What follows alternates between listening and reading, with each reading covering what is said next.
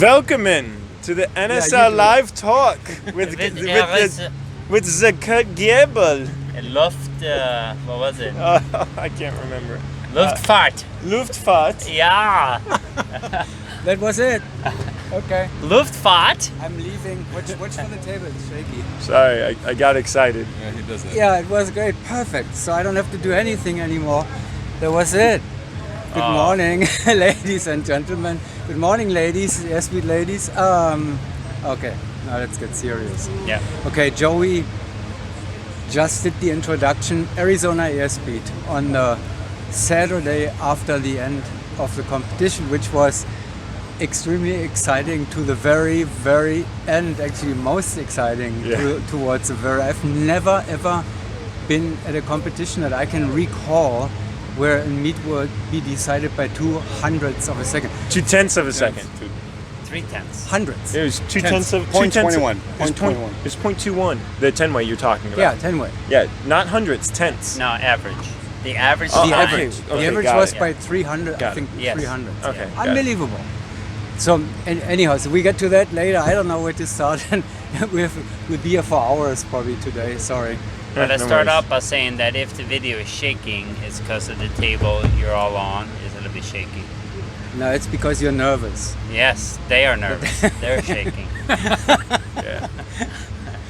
Well, Arizona Airspeed, you couldn't have been too nervous, considering this performance here and the performance in Russia and all that. Where shall we start?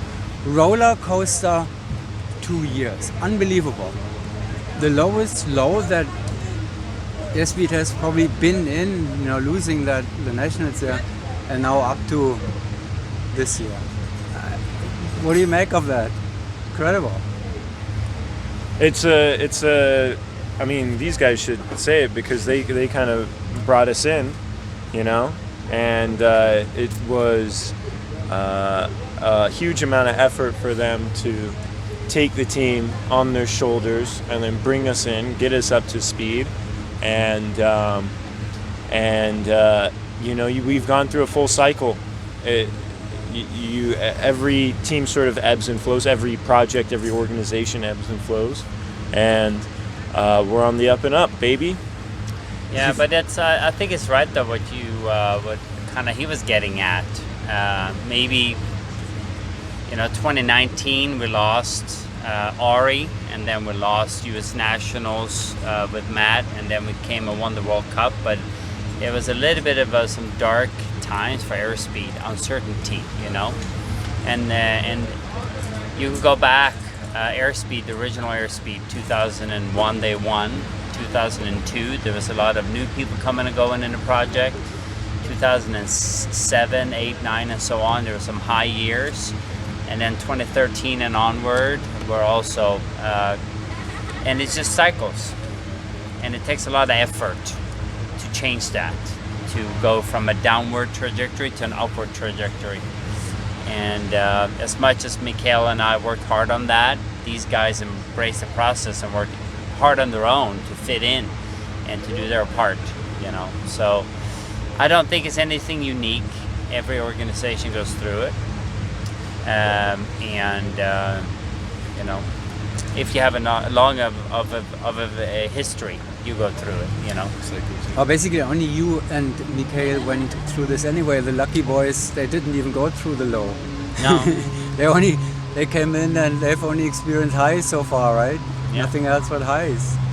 The lowest was for the previous lineup, as you said, Ari leaving and then Matt coming in and losing a rhythm. They didn't do any of that. Yeah. So they came in and had a good time so far, did you, Chris? Yeah. Yeah. I mean, I don't want to, sort of. Well, I don't like celebrating myself, but I just want to. If anything, I would just say how appreciative I am of this group of people here. How appreciative I am of Nicholas having gone through this with him, and just sharing the brightness that's in the future. That's the thing that stands out to me. Let's do it anyway. Let's celebrate the people who have all the reasons in the world to celebrate, which is not Joey. Sorry, Joey. Yeah. It's all good. He keeps sticking that in and just twisting it around. He can take it because he beat He's you. a German. He just likes punishing people. He beat you with a pickup team in 8-way. He beat the world champions, the reigning fresh world champions in 8-way, in the first round of the competition. What are you saying to that? We did it for him. No, We did 100%. No, that made the 8-way. That made round 2 a different experience for me, and I was kind of pissed off about it. Nervous. Yeah, no, I was like, all right, great. Now I can do some 8-way, not have to worry about too much. And I'm like, we're in the lead by 2 points in round 1. Now I have to do good at 8-way.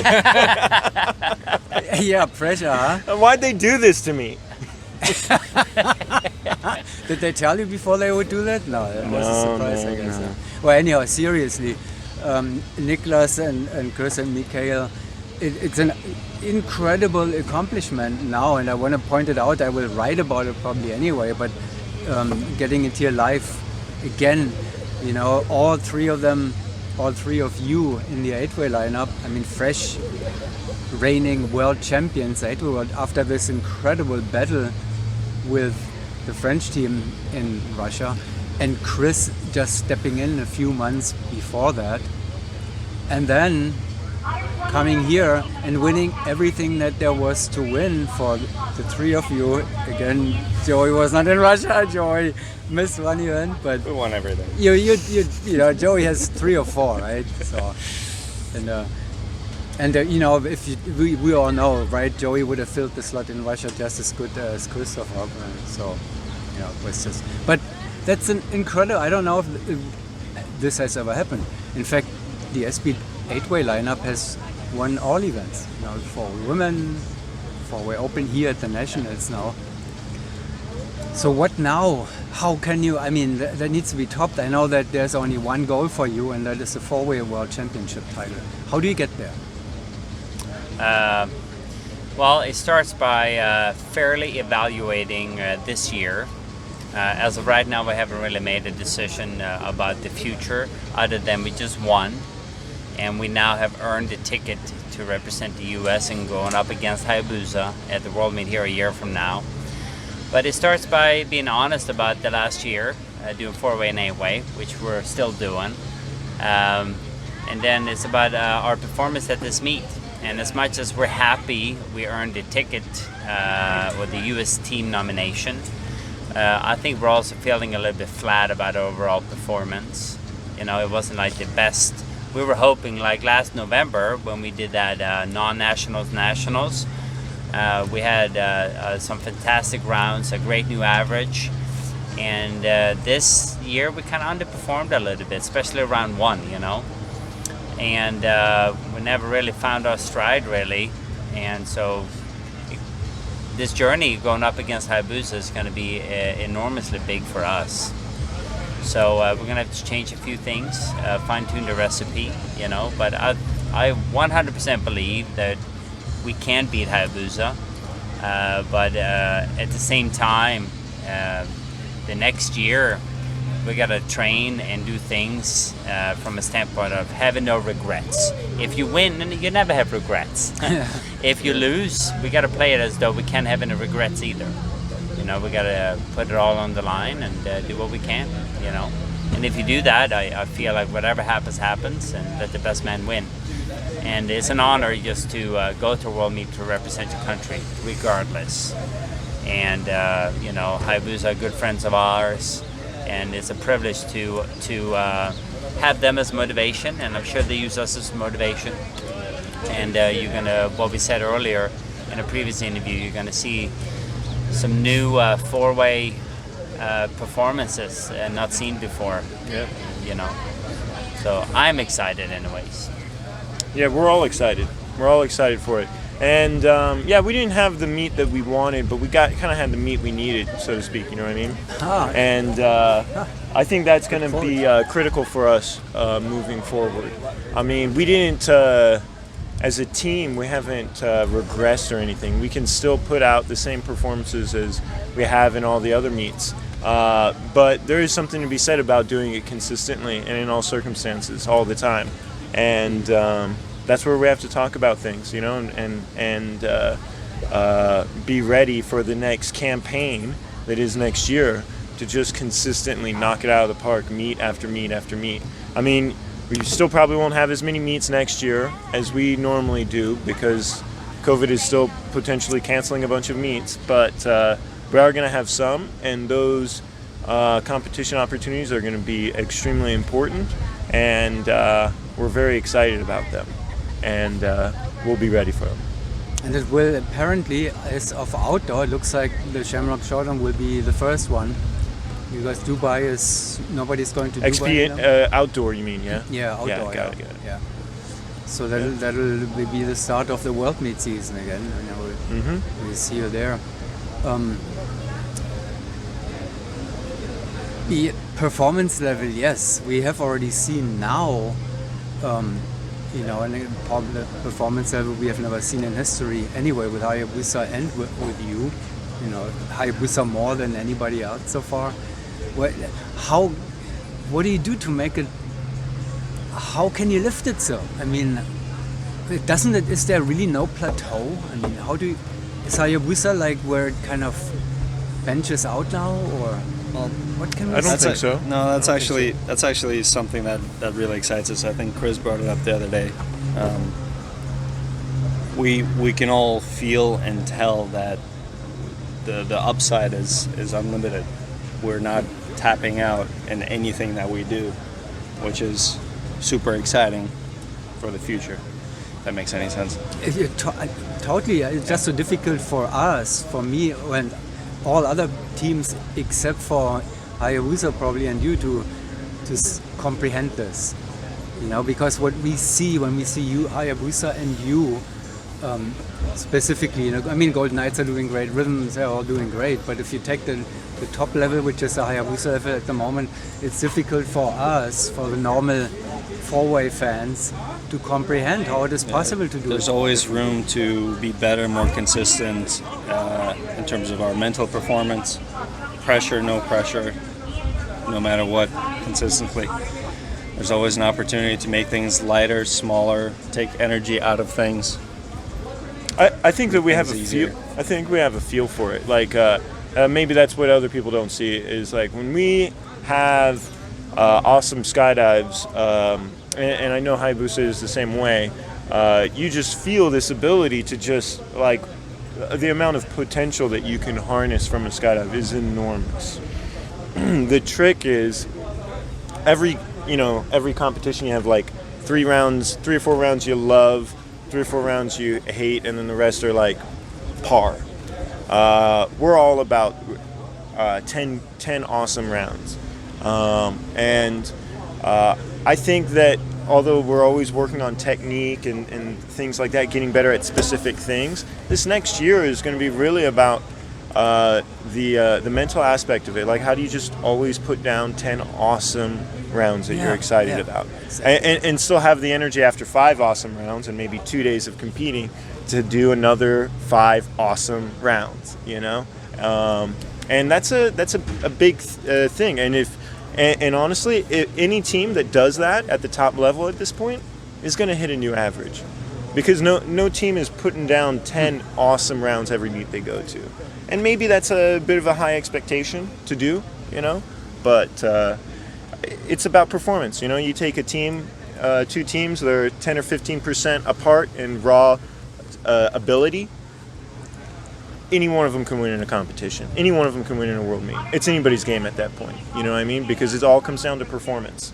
That's what it is for us. And that is one of the most challenging things, and that we can. I mean, for me, it's extremely hard to bring this across to any people who don't know anything about skydiving anywhere, and even competition.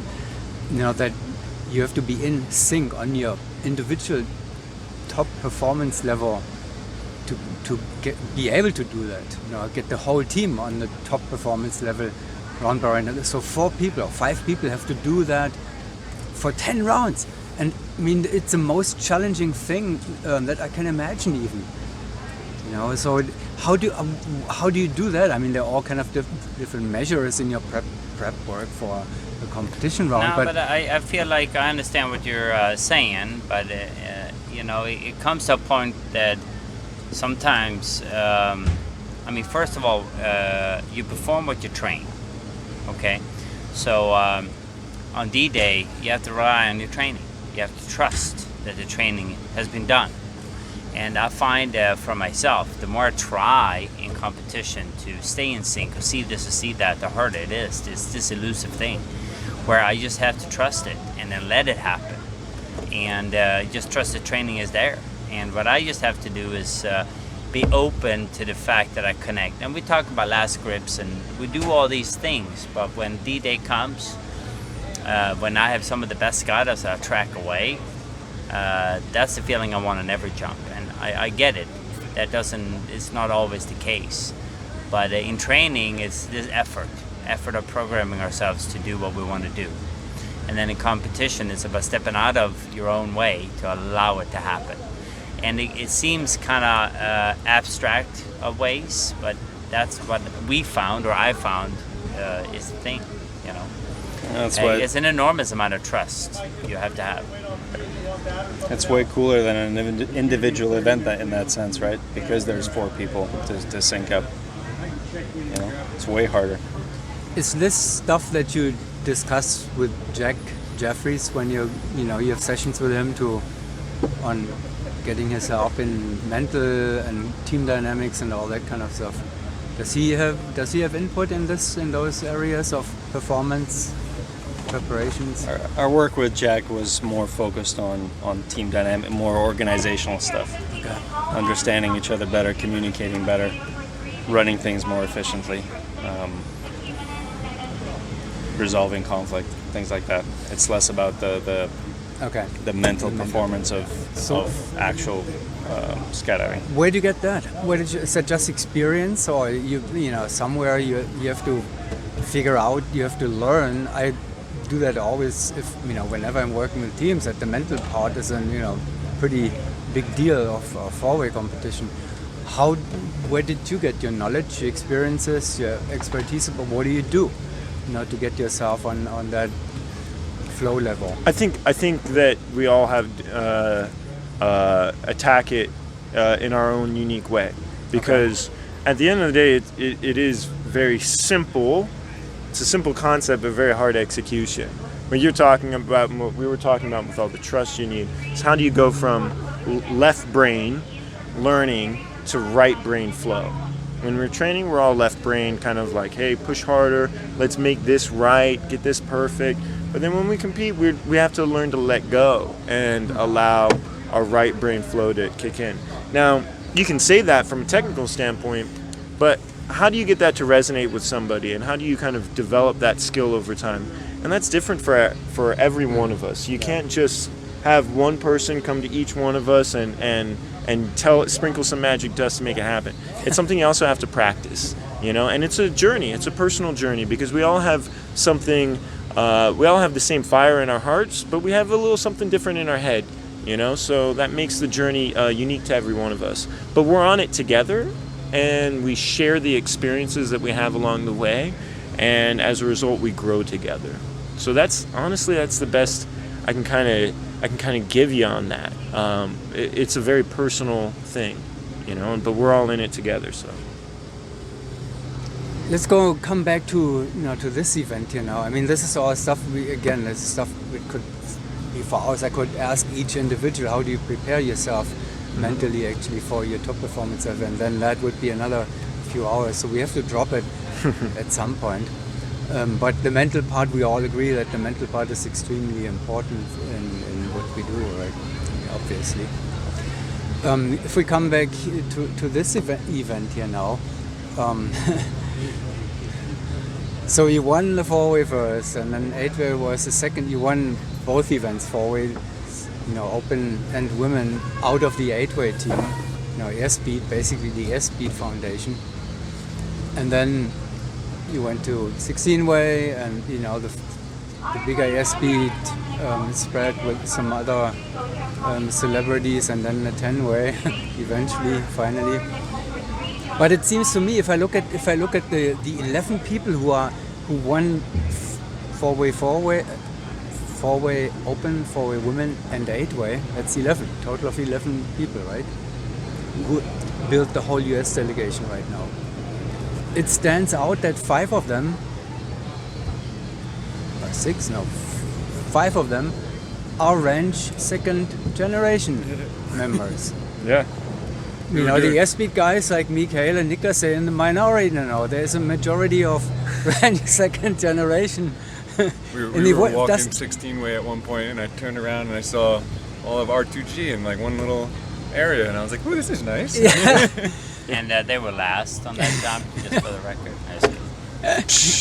So I mean, I'm joking. I mean, it's really a fun topic, obviously, you know, with us. But there must be something behind it that is more serious. You know, obviously there's a new generation. I mean, was the name ranch second generation never came from a new generation of skydiving or four-way, right? Came from the ranch situation more or less. But there is those 5 are now the backbone of the whole US delegation, more or less. What does it tell us? It's in the water in New York. There's a lot of talent that came from the ranch. Like you look at Jeffro and Amy, and I mean Jack used to be over there. Yep. It's pretty cool to like dig into the history of the ranch and how many people have come out of that area. So I think it's in the water. Yeah. Well, so it's the water. Okay. Well, seriously, what? I mean, you know, it's not just. Well, ranch second generation never had. Well, it's about just appreciating what it was really for us, and sometimes when you have a good project, it's like the sky's the limit, you know. And ranch second generation was a good project. It's never going to have the legacy of the other great projects out there, but for the window that it existed in, and going from a bunch of kids with 200 jumps to do their first year in competition, do a 9.1 average, and then 5 years later break a 20 average. That's pretty special, you know. And it's starting to become clear that all of us are finding our place in this sport, and we're going to be here for a very long time. And that's symptomatic of any great project, you know. Dan and Jack still come to all these nationals, you know what I mean? And like me and Chris and Michelle, Bren, Gina, everybody, we're all going to be here all the time, and we're going to be friends for a very long time, whether we like it or not. But of course we like it. And so it's a great project. It's great to have us all up there. But like, what do we owe it to? I don't know. What do you owe any good project to? It's really just the people and how they interact and their love for the sport. When and how did you, Mikhail and Niklas, eventually saw those are the guys that we need? How did you come to that? Well, I mean, my history with RTG, I feel like I get a lot of undeserved credit when it came to RTG. You know, they are self-made. I mean, I was part of the process. So was Kirk Werner a little bit. So was Skydive Arizona, Airspeed, the ranch. I mean, this is a team that was fueled by the people on it, and the rest of the universe, including myself, you responded to it. But I mean, I was Michelle and I. She was looking for a new team. And we had bumped into these kids, and Dean was on the team before Michelle was. And I was up there hanging out. Sonic asked me to check in on them when they were hanging out in their basement at the ranch. So I debriefed them a little bit, and they knew Michelle. Yeah, they had a creepy basement team room at the ranch. At the ranch. Oh my God. But anyways. And story goes that they need a new teammate, and they were gutsy enough to reach out to Michelle because Michelle was more accomplished. Michelle asked me what I thought, and I'm like, you should do it. I would take these kids over most people in skydiving. And she decided to take a chance at them against a lot of her peers' recommendations. And the rest is history, dude. Oh, Yeah. so she got recommendations. Don't hook up with those guys. That's Oh, they're, yeah. they're dangerous. Yeah. They're bad. No, They're it's danger. not. I think it was just our skill level. I mean, we were a year one team with a 9.1 average in intermediate, and she was looking for an advanced level team. Oh, She you was know? like, I'll come on the team, but we're doing advanced. And I was like, it's But getting harder. the point is, and maybe the lesson to all of four-way competitors out there starting a new team, is you have to look at where you're trying to go, not at where you're at or where your potential teammates are at. You have to look at the potential, not the actual. And that's what happened. That's what happened. Why she joined R2G was because we were a bunch of kids that would show up every weekend or every Sunday or whenever we needed to show up. We were all going to show up and we were going to train, and it was going to be a fun time. And we all had a great deal of potential in us, and it didn't matter what we were averaging at the time. You know, a lot of people that are really, really skilled, they'll join up a team and it falls apart kind of sometimes in the last minute, you know, and that experience happens over and over and over again. So it's really less about people's actual skill and more about how much you can trust them, how much you love them, where you find their potential is at, things like that. You know, that's the best advice I have to new teams. And that is wonderful advice, perfect advice. That's exactly what, you know, everybody who is in the sport should hear, think about, you know, and see that this is really the reality of it. You know, thank you for that. That's great. And again, what you know, could be always, but let's just, before I drag it out too long about all this stuff, let's just make a leap forward and go to the last event here in Eloy. There was 10-way. And the development of that, incredible. I mean, who talks about 10-way usually? You know, yeah, of course, Airspeed. You know, they win 4-way and 8-way and 16. Well, of course, they're going to win 10-way.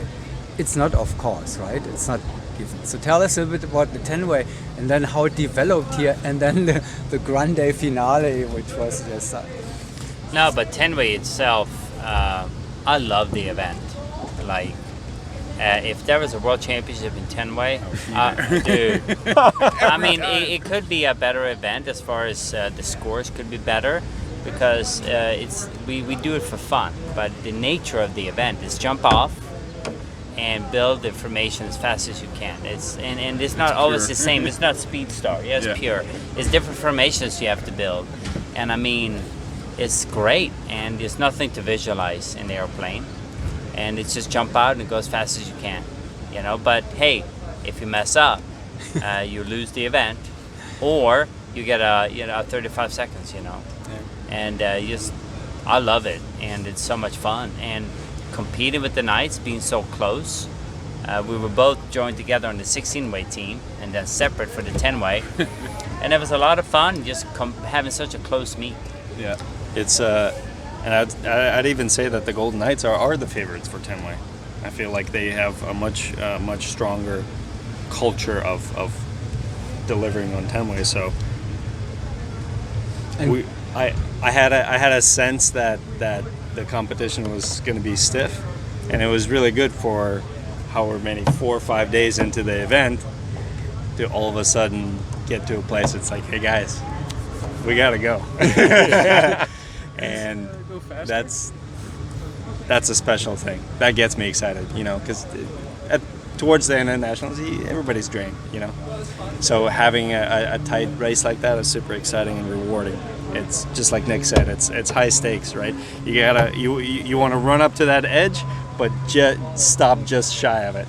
Yeah, because if you roll over it, the cost is massive. Literally, so. like Chris. I mean, Chris, you have to tell us that story about the last round.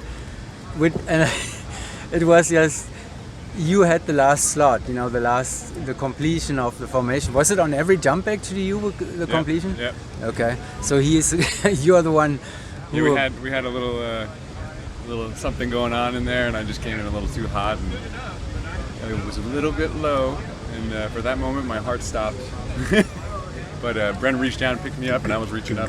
We got it. And it was just enough to carry it in, because when you were, without that grip, when you didn't have it, that was still, it would have been out of time. Because the average, the difference of the average was 300ths of a second.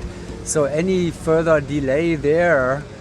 I think it was so close that if you timed all the 6 events again, You'd have a different one. 100%. Yeah. 100%. We had lots of these conversations and debates about what would happen if there was a tie. The tie wouldn't happen because you just rejudge it and you get a different answer. Right.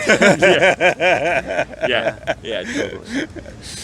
it's exciting though, because ramp up to nationals, you're on edge, and then do nationals, you're on edge, and then you hop right into 8-way. And then you kind of decompress, because we kind of ran away with the 16-way a little bit, and then you're tired because you don't really, it's a lot of mental energy. And then 10-way happens, you find the energy, because you're competitive.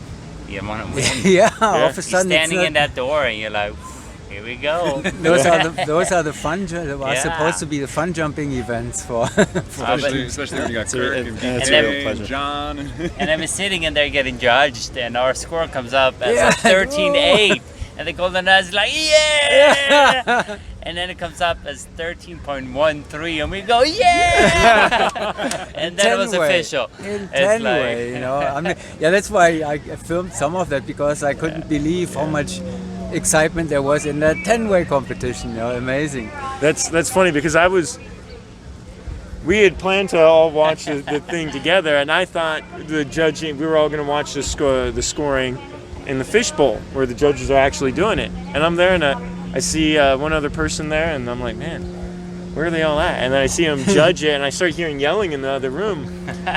But there's a delay in when you get the average from the fishbowl versus when it gets on the screen there. So I guess for whatever reason it showed the 13-8, and the Knights are all screaming. I'm like, what's that all about? Yeah, And they're thinking they won. I see on there it's a 13-13, and I walk over and I say, oh, I wonder what it's going to show here. And Michelle's like, what was it? I was like, a 13-13. She's like, are you sure? I'm like, yeah. And then it shows up on the screen, and we're like, woo! It actually started better. It started off with a 12 Yeah, that's point right. something. 12 point something. That At which didn't point see I it. was celebrating. Yeah, we were all- Then it went 13-8, which was Dave was like the celebrating. Knights are celebrating. And then it Yeah. came back down Yeah, that's funny. to clinch it for us. Emotional roller coaster. So great. how did Chris? He's one of the youngest, lowest experienced guys in the 10-way that you had there. How did he end up in this slot? This Have you kind seen of that hair? It can stop anything. He doesn't need to wear a helmet. okay. we had trained it actually for 3 whole jumps. At the Hall of Fame. Yeah. We were doing the same thing. Yeah, Oh. so we did the Hall of Fame. So since I we had those missed 3 that. jumps, Yeah. we were like, let's just do it. Yeah, so we did the Hall of Fame, and we did 3 jumps for the 10-way meet in the Hall of Fame, and the only people that were in that team that BK and John at the Hall of Fame, we had Kirk and Craig. Craig. Craig and Dan and Jack. it was Craig- Jack. It was Jack yeah. that we didn't have here. Yeah. Got it. Whatever. Craig So and Jack. there's some people different, and but for everybody that was the same, we were like, hey, this is working out pretty well. Let's just do the same slots. Okay. That's where it comes And, from that. For the record, we did better at the Hall of Fame event Oh. than what we did here. Yeah, we did 10 seconds there. Yeah. So, we were doing no, we had different formations, right? no, course. it was the same dipole. No, So- dive pole was the same, but the formations were different. No, We never- one was we the never, same. We never had a So start. Anyways, for the crowd, Yeah. that with Jack Jeffries, Dane BC, and Craig Gerard, we did 10 seconds, which is better than anything we did here. So the old guys still have it. They really so do. Had Yeah, I made it they to really the do. Paris event where I got the invitation for the 10-way, would I have had a slot here at the Yeah, National? but you turned it Oh, down. shit, It's probably better for us. We wouldn't have won with you anyways. yeah, that's Yeah, we had a terrible first round actually. So that was the funny thing about the 10-way, the Hall of Fame 10-way thing, is it's only 3 rounds, and I think we got like a 16 or 17 second on the we were first in one. First round third, was crap. and then we're in second, and then the last jump we did a 10-second Yeah, one. when- we won when it. you're Everybody down- had to turn it on for the last jump. when you're We're like, down "I can't lose at this by- one." I mean, granted, that's kind of what we did, like what we did here, Yeah. right? Yeah. It ramped up. We were behind most of the meet. Yeah, but the Golden Knights didn't give us much leeway. Like we had to we were only a second down, and we had No, to pry but ourselves with the up ni- like We were 2/10 down, of a second down, around. So with the exactly. Knights, we were like behind a tenth of a second, and then we're ahead 4/10 of a second. So between us and the Knights, it's within a second. You know, it's nothing. Yeah, You know, that's awesome. and that was exciting. What a fun finish. I think we have to stop boring the audience now. I forgot we were on camera. Yeah, if I keep always forgetting that when we're talking. Yeah. All right, that's it. We have to stop it. It's getting too long, but a lot of laughing. Thank you very much. A lot of good stories once again, and I can't wait to hear what's coming out of the planning for 2022. Man, you got some homework there. Yeah. The US delegation has some homework to get done. Yeah. I mean, the French, if they continue in whatever shape, I think are going to be very dangerous. Hayabusa, we already know, are dangerous. The Russian girls or the French female, whatever shapes up, the competition here at Scottsdale, Arizona World Meet, October 2022, is going to be very dangerous. You know? And we have a very tight U.S. delegation. You know, like sometimes you have two different teams, you know, that have nothing to do with one another, perhaps in the large U.S. community. But our two teams are tight. You know, we're working together. You know, the girls are going to be great. We're going to be great, and it's going to be a really strong united front for the U.S. delegation. Yeah. All Sorry, I right. didn't mean to cut you off. Well, again, thank you very much for that. Good luck with everything. Thank you. Thank you. And enjoy the rest of the beautiful day. Thank you.